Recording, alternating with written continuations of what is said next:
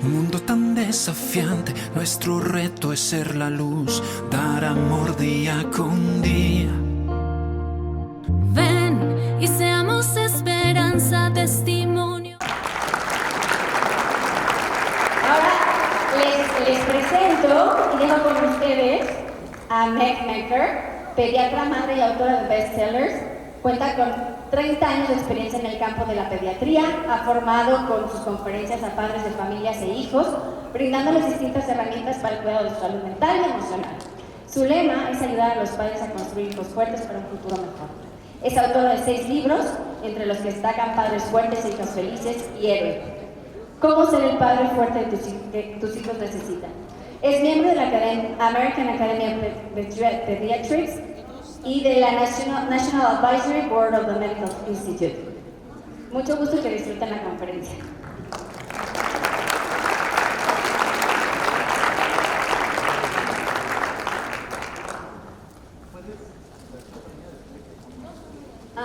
Meg, qué gusto estar aquí contigo. You have the auditory ready for you, they're waiting for you, and good luck. Good. Am I ready to go? Yes. Hello, everyone. Can I start? Yes.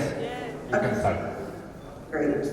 Hello, everyone. I sure appreciate you being here today. You know, often audiences will thank me for coming, but I thank you for coming because for 32 years I've been working hard to advocate for kids. And I know that the very best way I can advocate for kids is to encourage parents and teachers and coaches and grandparents because you are the most influential people in your kids' lives. And we've come here today because we want to learn about what our kids are up against, what are the issues that they're facing, and then what can we do about it. And fortunately, there's a lot we can do about it. We know that our kids are facing some really tough times. They are living in a time when they are bombarded with messages about sex and violence, and particularly with the recent COVID, we know that depression and anxiety have skyrocketed among our kids.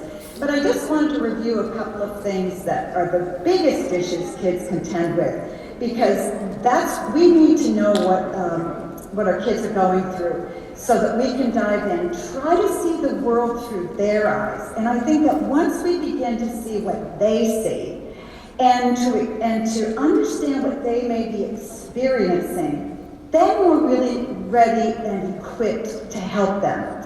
So first of all, one of the biggest challenges that kids face today is screens. I get asked all the time about parents, how much time is okay for me to have my teenager on her cell phone, her iPad, her laptop? How much time is it okay for my son to be playing video games? And this is really hard for parents because we know that when we try to decrease the amount of time kids are on these things, we get a fight. Kids, push back. The average girl spends between 5 and 7.5 hours per day on social media. Now that's not just, doing her homework on her laptop or talking to people or texting people. That's just social media. And you think about that compared to the amount of time she's in school or with her parents, that's tremendous, because if she's spending 5 hours or 7 hours per day on social media and about 45 minutes or an hour with her parents, who do you think is going to speak into her life more loudly? Of course it's going to be the social media. But the problem is social media, well, the good thing is social media doesn't really have the power in her life that a parent does. Why is social media such a big deal? Because we know that there's a direct link between the amount of time a girl spends on social media and depression. In other words, if she spends more and more time every day on social media, she's more likely to become depressed. So there's a very clear link between depression and social media in girls. Why would this be? Well, for a couple different reasons. First of all, girls get their sense of value from how their friends respond to them, if they like them, if they're positive about them. They constantly compare themselves to other girls. And of course, no matter who they are, what they look like, how beautiful they are, there's always going to be a girl that's prettier, that's smarter, that has the right boyfriend. And so when a girl goes on social media and she's looking for affirmation of who she is, she doesn't get it. And that leaves her feeling very, very depressed. Self-worth goes down. She becomes very anxious. And since social media use drives up depression and anxiety, and we think about COVID, we know that kids who were isolated during COVID spent more time on social media. And so they didn't get face-to-face interaction with their friends. So they were primed to be even more depressed than normal. And we really have a crisis, a mental health crisis now among our teenagers with depression and anxiety. And a lot for girls comes through social media. Then we have boys. Boys spend about 3 hours per day on video games. And parents say, well, my son just likes to play them. What's the big deal about video games? Again, we know that a lot of boys play violent video games, and we have a lot of research that tells us that the more time a boy spends playing a violent video game where there's killing, cutting off of heads and limbs and raping women, the more aggressive he's going to become and the less sensitive he's going to become to the people around him. Then we also have the problem of boys and pornography. The average boy is exposed to pornography for the first time at age 11. That's about 5th grade. Yet when you look at studies, 22%, almost 1/4 of all the pornography viewers are kids 10 and older. 10 and older, between 10 and 13. And we know that pornography is very dangerous for boys because it's highly addictive. And it causes them to be obsessed with sexual feelings and sexual activity, and it just takes them down a tough path. And then finally, we live in a culture that's aggressively sexualizing our kids. Marketers have realized that if they have a product, soap, shampoo, a movie, whatever, and they put sex in there, their sales are going to go way up as far as teenage girls and boys. They're going to want to buy anything that looks sexy to them. The problem for our kids is we look at these products and think, oh, that's just the way they're selling them. Boys and girls get different messages from them. They believe that if they're not sexy or hot or have the right girlfriend or the right boyfriend or they're not sexually active, something's wrong with them. In other words, sexualizing our children changes the way they see themselves and it changes their behavior. What do I mean by that? Kids have become more and more sexually active over the past 20 years. And you say, well, it's normal for kids to explore and to experiment. It is normal for them to experiment, but when they experiment with sexual activity, it's very, very dangerous. And nobody tells our kids this. We have over 30 sexually transmitted diseases today. Some are incurable, and some are outsmarting our antibiotics. We have depression that kids can get from having a sexually transmitted disease. We have human papillomavirus, we have HIV, chlamydia, trichomonas, herpes type 1 and type 2. And now we know that we're immunizing girls against HPV. And it's not just one strain, it's actually 12 strains of HPV which cause different kinds of cancers in girls and boys, throat, laryngeal, cervical, PMAX, and so forth. So from a doctor's standpoint, when teenagers are sexually active, and particularly sexually active with a lot of partners, it's very dangerous. It's very dangerous.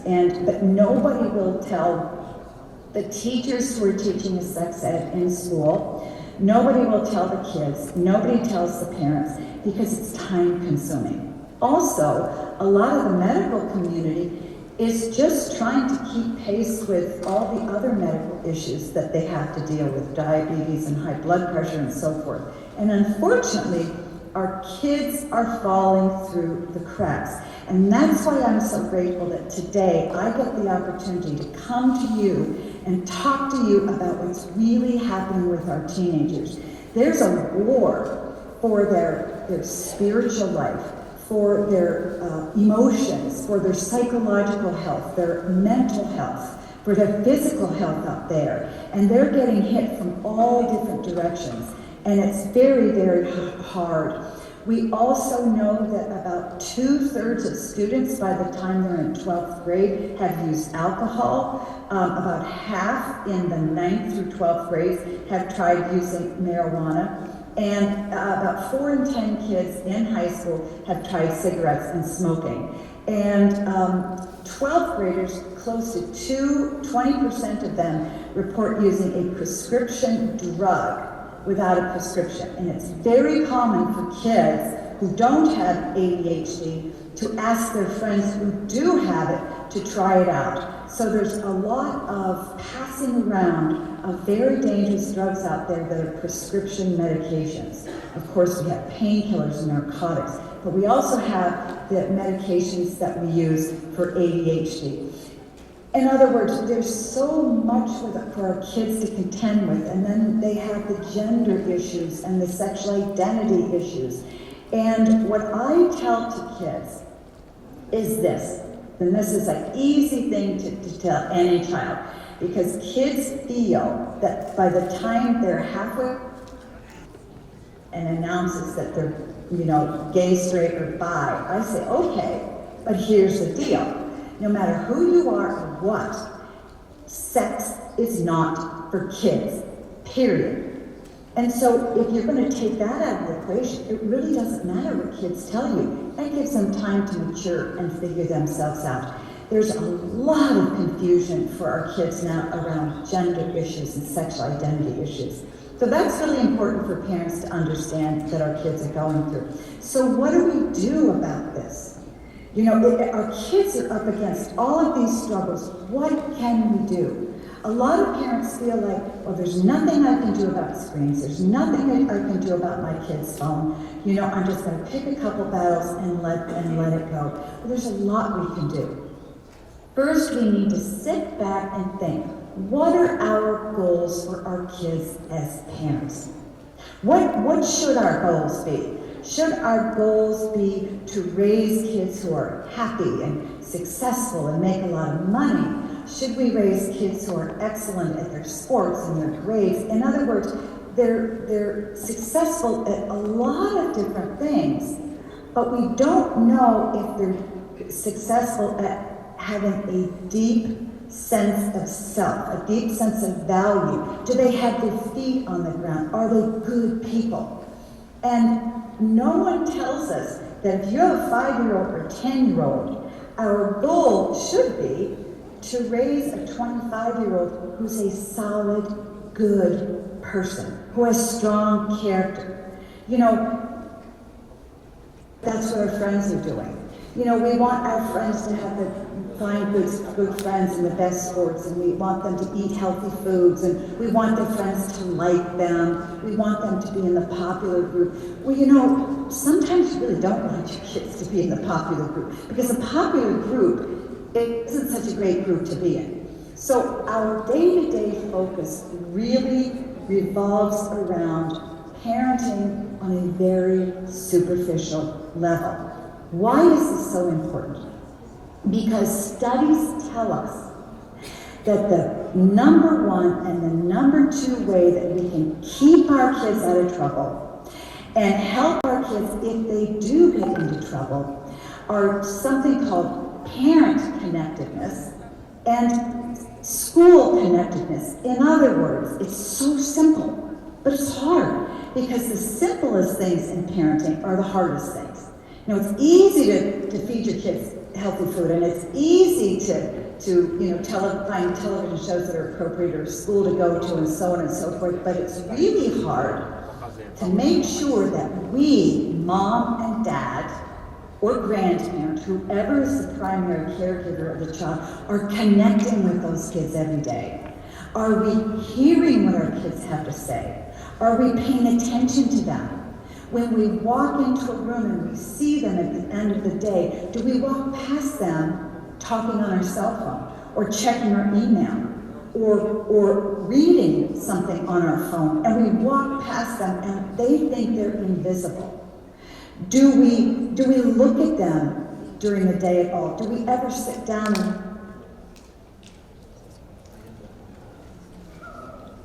then wait for them to tell us? That's what connection is.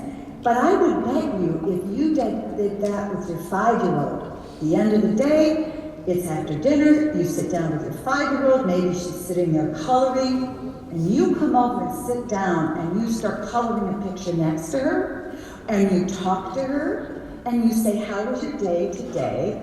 What did you do? What did you do with your friends? She'd probably start to tell you. What if you did that with your 10-year-old or your 15-year-old? Chances are pretty good that they wouldn't respond to you. Why? Because they're not used to it. They're not used to connecting with their parents. Because A, we don't spend enough time with them. We spend maybe 30 minutes a day with them, at best, but they're spending all this time on video games and on social media. So we really let them tip the scales into doing what's not healthy for them versus what's healthy for them. And we don't spend time communicating to our kids that we want to hear from them, we want to know what's going on in their life, not so we can correct them. We want to know and listen, not to teach them and tell them what not to do. We want to listen to them because we want to understand them. You see, teenagers and kids in middle school don't really believe that somebody wants to understand them. They feel that we see them as just people that are doing their things and a little hard to deal with, and that we don't really think they're nice people, and we don't believe they want to be with us. So they get a sense that we don't really want to be with them. And this is not true. Our kids need to know that we, as their mom and dad, are interested in them, because we want to hear from them. We want to listen to what they have to say. Now, this is hard, because as a mother of 4 grown kids, and now as grandmother, I'm a little bit about doing this with my grandkids, is parents, particularly mothers, will ask a question of our kids. And we ask the question, not because we want to hear the answer, but we want our kids to respond so that we can correct their answer. It would go something like this. Honey, how was your time with that friend today? Did you have fun? But in our minds, we're asking it because we know we didn't like that friend. So we're setting our kid up to answer what they did with that friend so that we can come and go, you know what, I don't think she's a really good friend to be with. I know you had fun, but you really need to stop being friends with her. In other words, we ask questions with an agenda. We don't ask questions with the purpose of understanding. Connectedness with our kid, connection. Connection with our kids comes from spending time with them. Say, well, I'm really busy. I've got a very busy job. I know that. We're all busy. But if you could carve out 5-10 minutes more in your day, if you could find 15 minutes, 20 minutes per week that you set aside to be with your child one-on-one, the same time every week, that will go so far in helping you connect with your child. Because what does that say to your child? That says, I want to set a time every week to be with you. Because I want to listen to you, I'm going to see you, I'm going to talk to you, I'm interested in you. I like spending time with you. I like being with you. Kids don't really believe that we like being with them. They think they're a pain in the neck to us. I've seen thousands of patients over the year. Kids who are just born to 22, and I've never met a child I didn't like. Why? I worked with kids fresh out of jail. I've worked with delinquent kids. I've worked with kids with severe mental illness. Why do I like them? Because I can look past their skin, the way they look, their hair, what they're saying to me, and I can look deep into them and see this beautiful little person that's kind of curled up in a ball saying, help me, help me, help me, help me, please. And when your child pulls away from you, or your child starts to give you a hard time, or talk back to you, or not want to be with you, slamming doors, there's a person inside them that's saying, please, please, please, please help me. As a matter of fact, the harder a child is to live with, and the meaner they get to you, the more they're crying out for help. They're saying, please spend time with me. Please want to hear what I have to say without correcting me. Please let me know that you like me. I will tell you, every teenager that I've had who ends up in trouble, who's getting ready to graduate high school, tells me two things. Nobody cared enough to listen. Nobody cared enough to say no.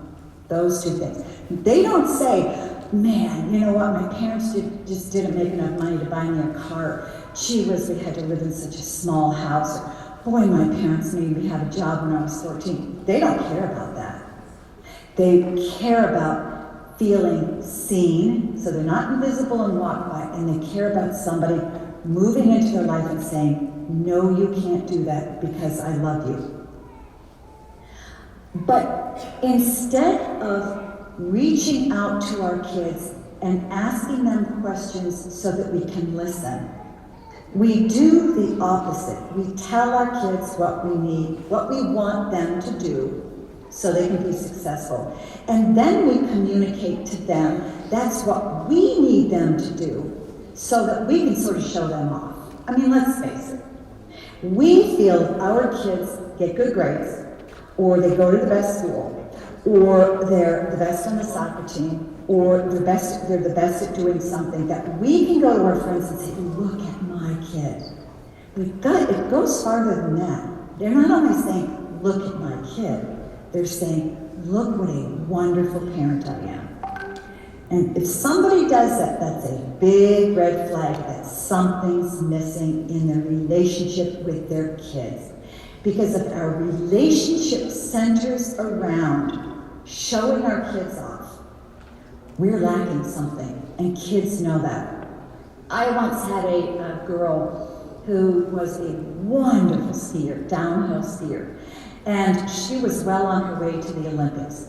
And her parents flew her around the world when she was in 6th grade, 7th grade, 8th grade, to skiing competitions all over the world. And she came in to me when she was in 10th grade for her physical exam. She didn't look very good.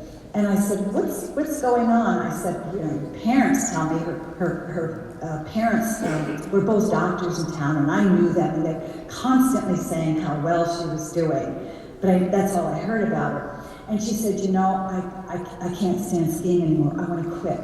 But my parents are putting so much pressure on me to continue on that we're at an impasse. We're not even really talking. And I said, well, why do you think they want you to ski? And she said, because that's all I am to them. Our whole relationship revolves around skiing. It's all we talk about. The only time my parents pay any attention to me is if I'm in a ski race. The only time they really talk to me is to help me know what I did well and what I didn't do well, what I'm doing with my coach. And I'm afraid, and I think they're afraid, that if I stop skiing, what will happen to our relationship? And so they were stuck. And so I ended up having a conversation with both parents and the teenager in the room, and we got her to stop skiing, because clearly what was far more important in her life and in their lives was to begin to restore a relationship that had nothing to do with skiing. So when we parent our kids around things they do, grades they get, food they eat, how they look, on all the superficial things, we fail to connect with our kids, and we leave our kids empty and miserable. And when they're empty and miserable, guess what they do? They go and they look for people to connect with them. They go to look for someone who's going to pay attention to them, who's going to like them, who's going to respond to them on social media and say, oh, I like you. They crave attention and connection and communication. They crave someone to talk to. Even if that person isn't going to listen to them, they just want human connection. So, where do we go? Aside from teaching our kids that we want to connect with them, we want to spend time with them, we want to focus on them and give them healthy attention, not just talking to them about the stuff they're doing in their athletics, but we really want to hear from them. What else can we do to help them be happy? We can show them affection. This is critically important, parents. And they go, well, I show my child affection. Well, what matters isn't really what you have to say.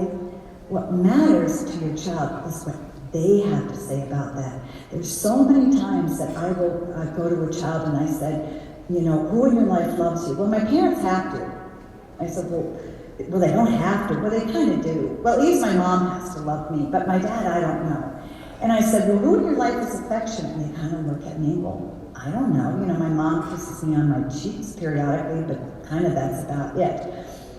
If you don't show your kids affection, they'll find it. Dads, if you have a daughter who's 5 or 10 or 15 or 20, if you don't give her adequate affection and attention, she will find it, because those are fundamental needs that every girl has.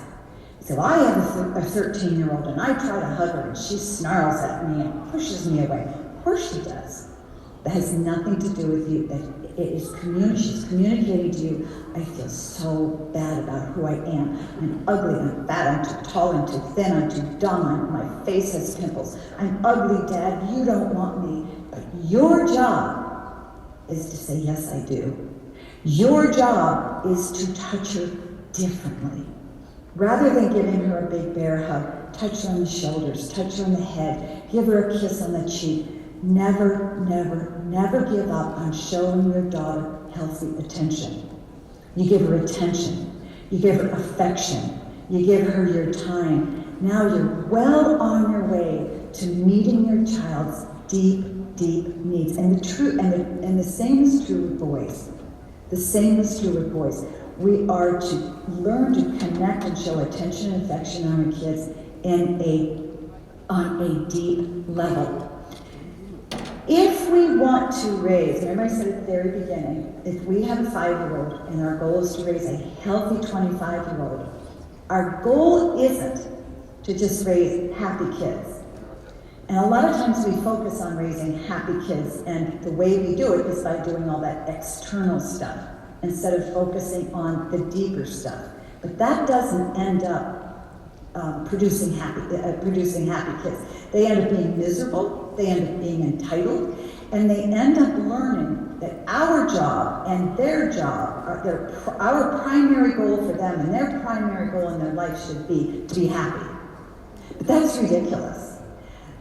Teaching our kids just to be happy and doing whatever we can just to help our kids be happy that day leads them into misery. We need to teach our kids that a lot of life is pretty boring, a lot of life takes a lot of work, and that it's really in the work and relationships that develop a strong sense of self and bring deep happiness, not just superficial happiness. So we need, of course, to shift our focus in our parenting, as I said, and get away from that external parenting. I'm hammering you on this, and I know I'm repeating myself, but I'm doing it deliberately because you have been trained to parent this way. I was trained to parent this way. I parented very much like my friends parented. There's a lot of pressure on us to parent the way our friends parent. You know, we don't have to worry about our kids having peer pressure. We have more peer pressure than our kids do. So if we're going to teach our kids to be strong on the inside and to strengthen, first of all, their relationship with us through connecting with them, listening to them, giving them our time and attention, and showing them affection, then we need to figure out how we're going to develop strong character. Because if we can get the handful of those things right, we don't have to worry about anything else in our lives.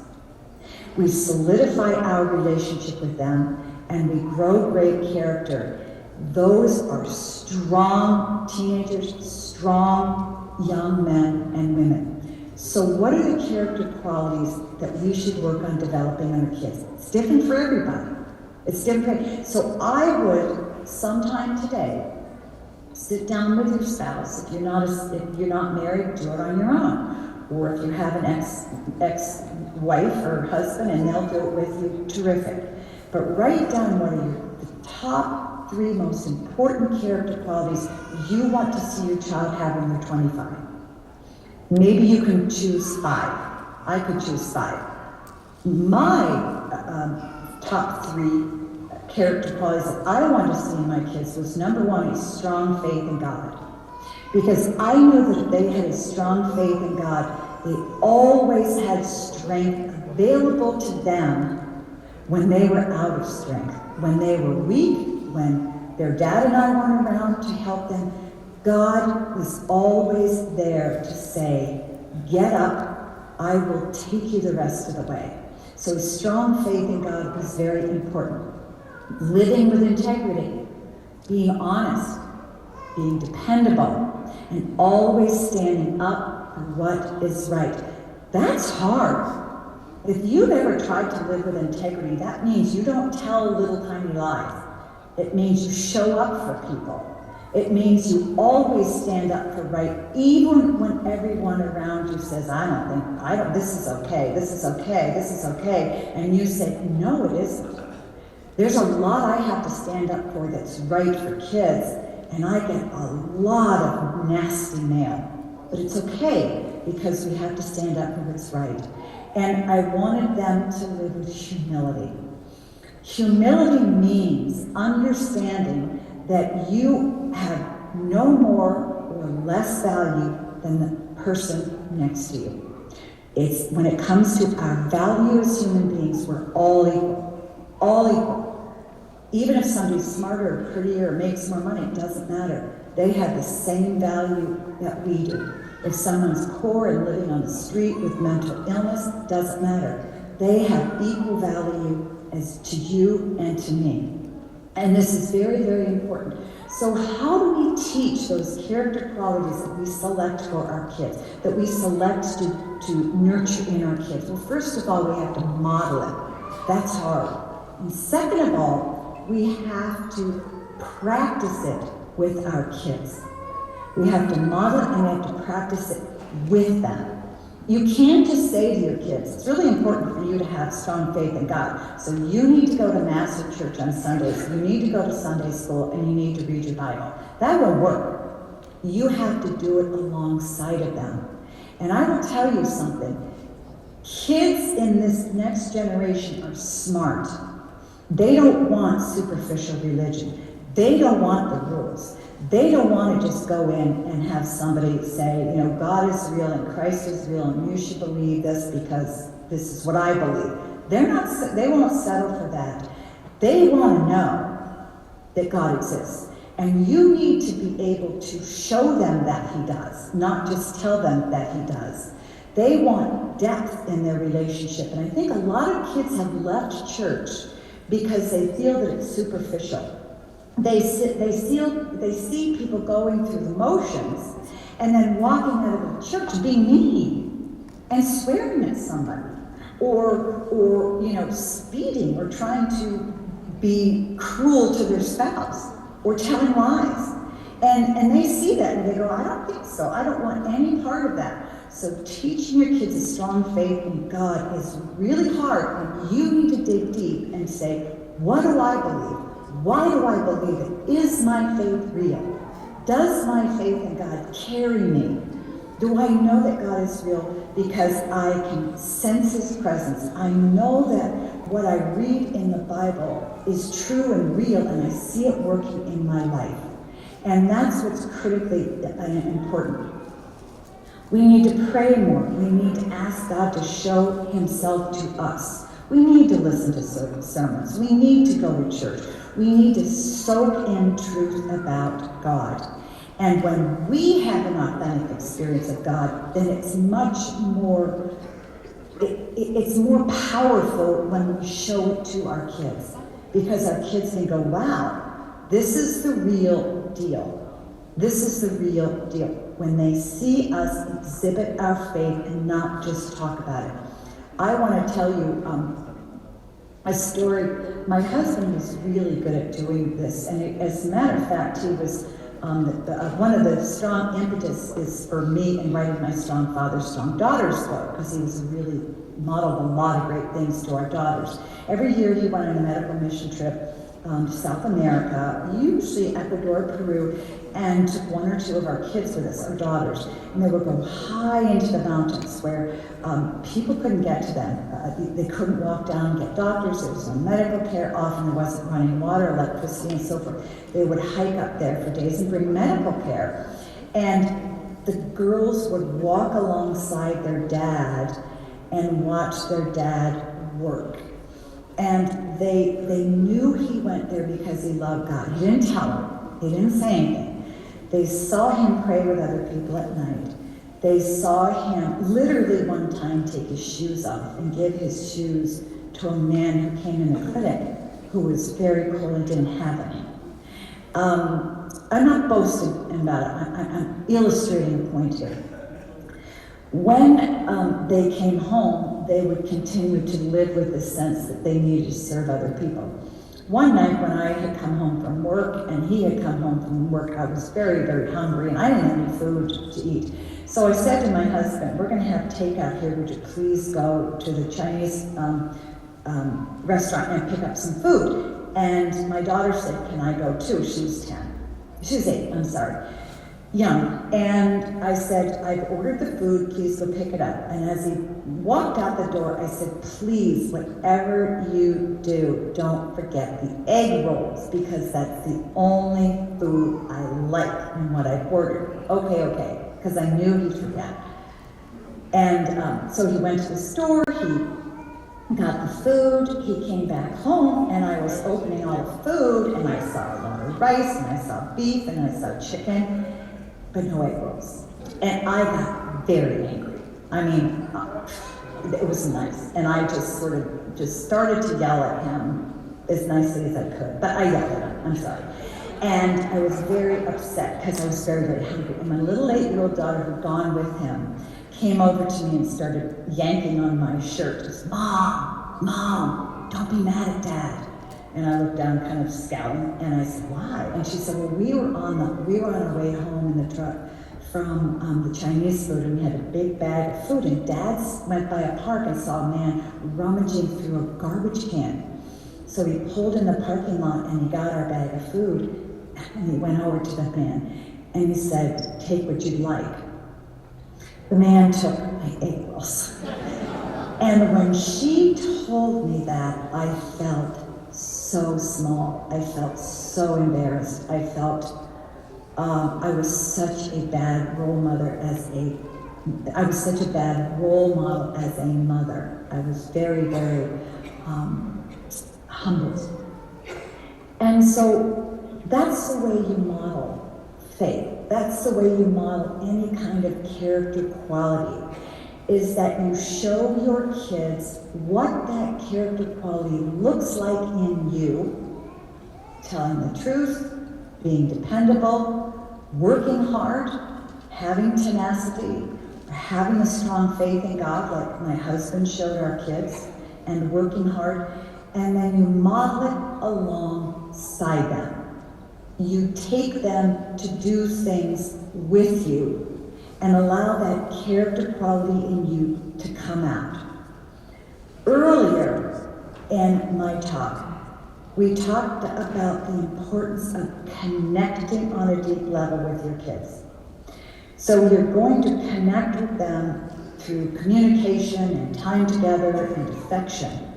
But another deep way that you connect with your kids is by sharing a character quality. When you live with humility, and your son lives with humility, and you can serve other people in humility, what do you think that's going to do for your relationship? It's going to make it stronger and stronger. If you have strong faith in God, and you show that strong faith to your son or daughter, and they learn to have strength in God, what's that going to do to your relationship? It's going to cement it. My daughter is now 36, and she was with her dad when he gave away my egg rolls. She has a very strong faith, and she's teaching it to her kids. Why? Because her dad and I nurtured a strong love for God in her heart. And when you do that, the most beautiful part of that is that you forget about parenting, all that other stuff. You forget about worrying how well your kids do in soccer or piano, whether they're going to go to the Olympics or not.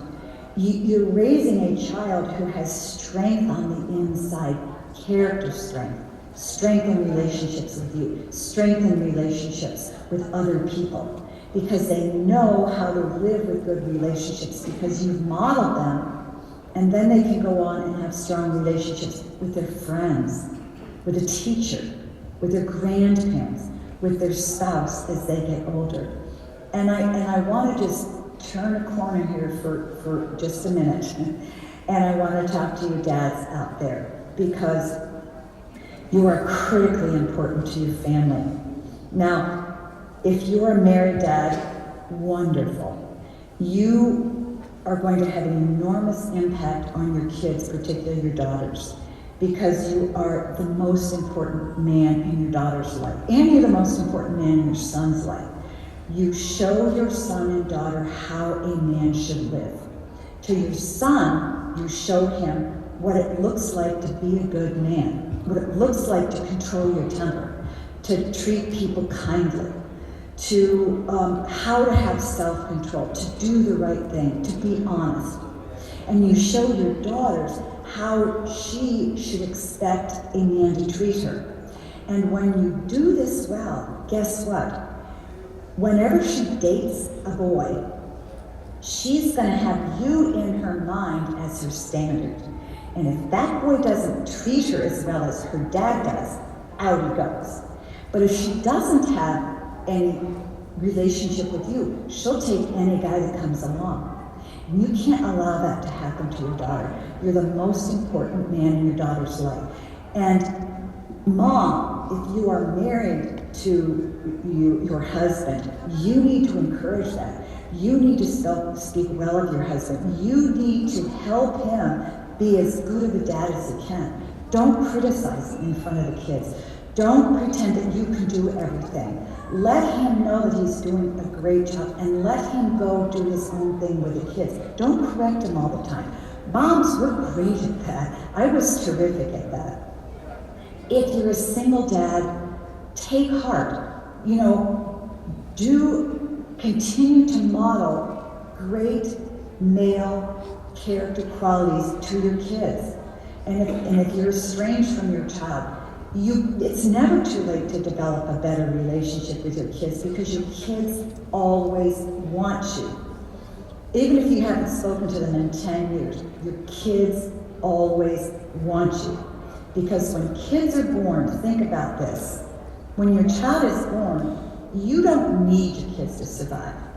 But when your child is born, they need you to survive. So their relationship with you is a dependence relationship. Your relationship with them is not a dependence relationship. So they always want to come back to you. They're tied to you, Dad, sort of by a cord of gold. a thin cord of gold, where they need more of you. And if they have a tough relationship with you, they want more healing with you. Think about your own dad. If you had a good dad growing up, don't you want more of his time?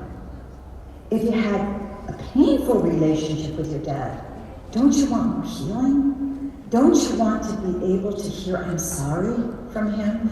If your dad was never around, wouldn't you want him to say, "I'm so sorry that I wasn't there for you"?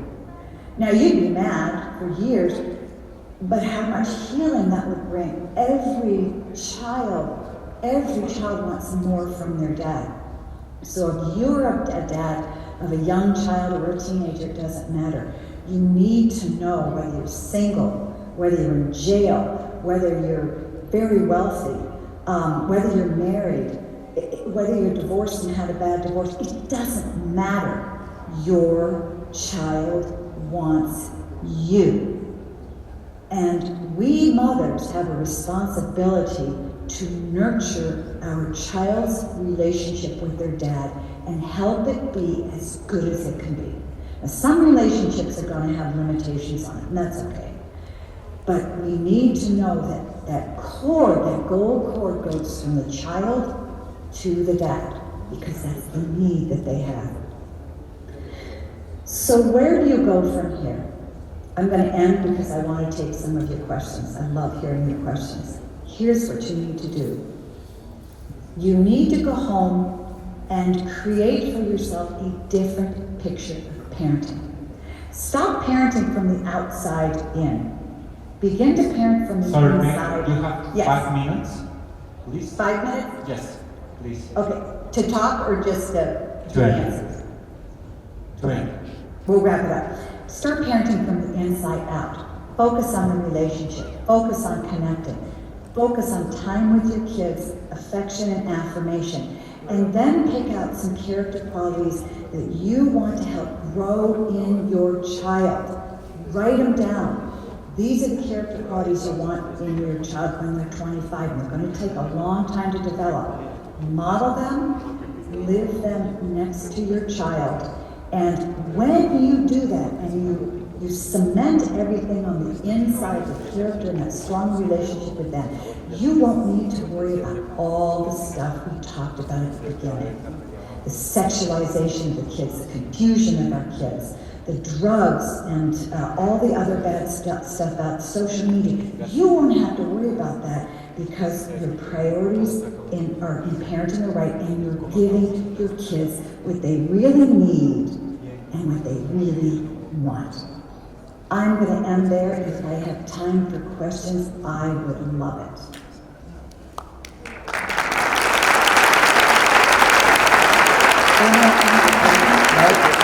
Yes. We have 5 minutes to take some questions, okay? Okay, sure. So, si tienen preguntas, por favor levanten la mano y un voluntario les va a acercar el micrófono.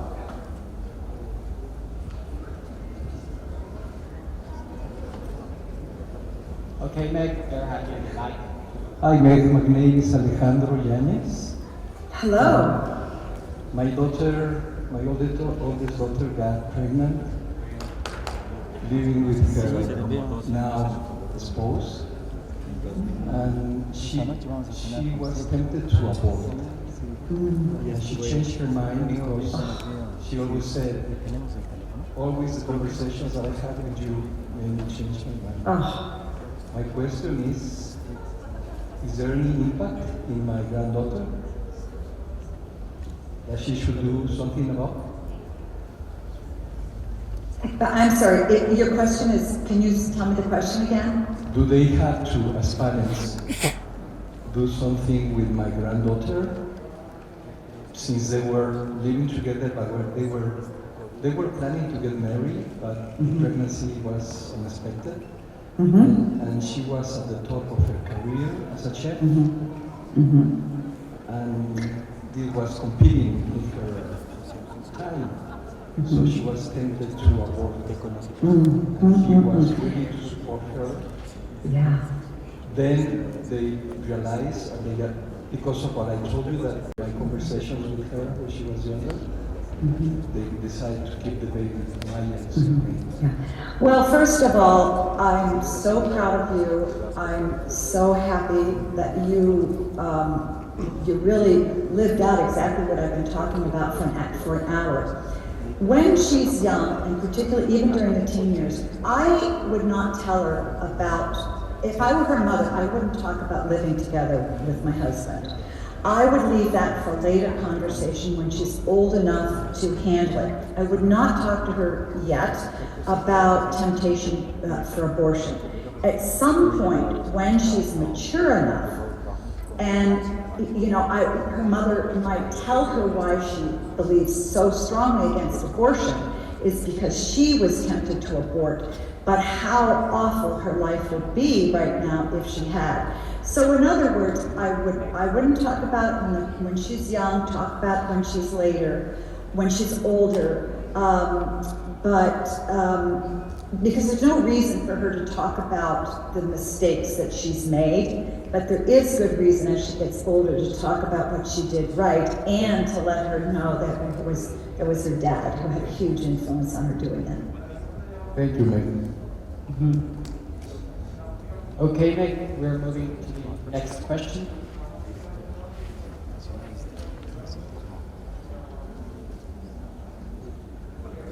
Good afternoon, Meg. Thank you very much. I'm here. My question is, we have as parents a very complicated situation now because we need to be demanding on some of the things about the life, but also to be very flexible. How do we balance these two situations? Not to be very lovely on the one side, but being very demanding. Now, when you talk about these men that were, these parents that were talking with her about sports and Olympics, they were very demanding because they wanted her to achieve their most important potential, or the most potential. How do we balance these two situations? What's your recommendation? That's a great question. Of course you want your kids to do well. You want them to get good grades. You want them to work hard at whatever they're doing. And if they're good soccer players, you want to encourage them. But it has to be their idea. They have to want to do it as well. Now, but eat grades, you have to push your kids to get great, and you need to reward them, whatever you need to do. So those things are all good. It's about how much emphasis are you putting on those things versus character? How are you talking more about you need to get good grades, you need to do this, or are you spending time with your kids and having other conversations and talking about what their life is like and talking about what your hopes for them are? So you need to have some very strict rules and say, look, your homework is a priority. You need to do that. But my time with you is a priority. So every Saturday morning, you and I have to have breakfast together, and you can't do anything else, or whatever it is. So you have to find a balance, and sometimes you have to write that down. I think where you get into trouble is where all you talk about and focus on in your home is the more superficial stuff, the school and the sports and the friendships and everything else. You need to have boundaries with those, of course. But you need to make sure you're connecting with your kids and you're talking about strong character. And you can definitely do that. Definitely do that. Affection and attention, and start there. Make sure you give them those every week, 5 minutes a day, 15, 20 minutes on the weekend, and then encourage them to do well in school, but don't push sports and other kinds of things. And you need to have rules around things that are bad for them. If your daughter's on social media 3-4 hours a day, you gotta say, honey, an hour is all you get. That's it. And if you don't do that, sorry, I'm gonna be forced to take your phone away. I don't really wanna have to do that, so please abide by that. So I hope that helps. Thank you. Okay, Meg, we're moving on to the next and last question. Hi, my name is Miguel. My daughter is 5 and I'm already overwhelmed. It really struck me what you said about saying no and caring to say no. So my question is, how do you stay away from the constant everyday fight of saying no to the little things, right? She's a super girly girl, likes to watch videos and do the dances, and some things I wouldn't like. She's a little bit too young for. Yeah. So how do you balance really being there, loving them, and then saying no? Because sometimes she takes the no, sometimes she makes a big fuss, like, and, it's a big fight. So how do you balance that? Yeah, that's a great question. I would sit down with her mother and say, okay, what are the 3 most important things that we need to say no for? We need to say no about. Maybe she's telling, maybe she tells her mother to shut up, or maybe she is mean to her brother, or whatever. You pick the 3 things that really you think are most important for her to get under control. Maybe she's watching the wrong television shows. Then you need to say, honey, you can only watch shows that mommy or daddy pick up. And if she screams and screams and screams, oh well. This is just the way it is. And if you keep on screaming, sorry, I have to take television away from you today. So you can be very nice. You don't have to. If she screams, she screams. Don't let that make you cave in. And then if you have to tell her no and she screams, when she's over it and she's done, even if you had to take TV away for the day, then say, let's go ride our bike in the park. In other words, when you say no and she's done being upset, go and do something different. Don't keep worrying and don't keep going over and over it. So pick 3 things, make sure you stick to those, make sure you are in agreement with her mother, and try to let some other things go. But she'll start to get, what you're really talking about after a while. And then like I said, don't hold a grudge. Just don't hold a grudge. Just move forward and do something fun. And I want to tell you, don't be overwhelmed. Please don't be overwhelmed. You know what to do. Keep it simple and do what you're doing really well. Love her, spend time with her, say no, and with a smile on your face, and have some good rules, and put the other stuff aside, and you're going to do fine. You're going to do great. Thank you. Okay. Thank you very much. Everyone, let's give a big hand. Okay. Thank you for being a part. En un mundo tan desafiante, nuestro reto es ser la luz, dar amor día con día.